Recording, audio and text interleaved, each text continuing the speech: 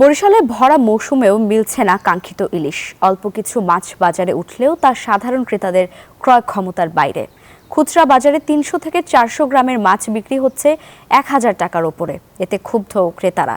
জেলে ও ব্যবসায়ীদের দাবি, সাগরে কিছু ইলিশ পাওয়া গেলেও জলবায়ুর পরিবর্তন, ডুবচর সহ নানা প্রতিবন্ধকতায় কমছে মিঠা পানির ইলিশ। তাই দামও নাগালের মধ্যে আসছে না।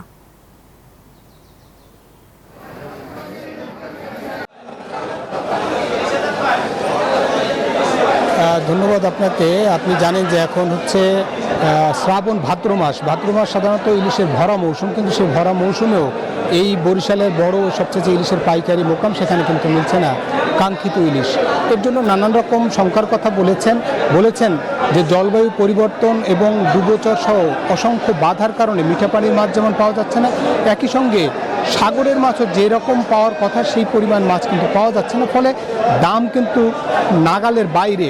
আমরা একটু আগে কথা বলছিলাম যে এটি যেহেতু বরিশালের সবচেয়ে বড় মোকাম, ইলিশের মোকাম, ফরিদপুর থেকে মাছ কিনতে এসে হতাশ হয়েছেন ক্রেতা। তিনি বলেছেন এর চেয়ে যদি ফরিদপুরে বসে কিনতাম তাহলে হয়তো দাম এর চেয়ে বা কম দামেই কেনা যেত, কিন্তু এই পাইকারি মোকামেই যেহেতু দাম অনেক বেশি, সুতরাং অন্য বাজারে ইলিশের দাম আরও অনেক বেশি, এমনটাই বলছেন ক্রেতা বিক্রেতারা। সুতরাং বা দাম যেহেতু ইলিশ মিঠা পানি এবং সাগরের মাছ সেটা পাবে, প্রাপ্তিটা আরও বেশি ঘটবে, তেমনটা না ঘটায় তারা হতাশ হয়েছেন।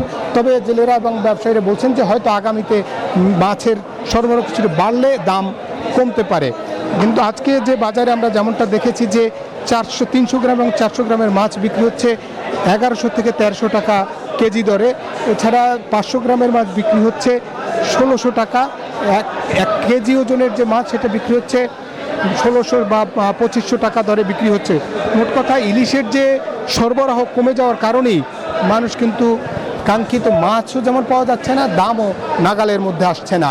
আশা করা যাচ্ছে যে এই ভরা মৌসুমে হয়তো কাঙ্ক্ষিত ইলিশ মিলবে, দাম মানুষের নাগালের মধ্যে আসবে, জুটবে সবার পাতে ইলিশ, এমনটাই প্রত্যাশা সকলের। এই ছিল বরিশাল থেকে ইলিশের মোকাম থেকে আমার কাছে সবশেষ তথ্য। ফিরছি স্টুডিওতে।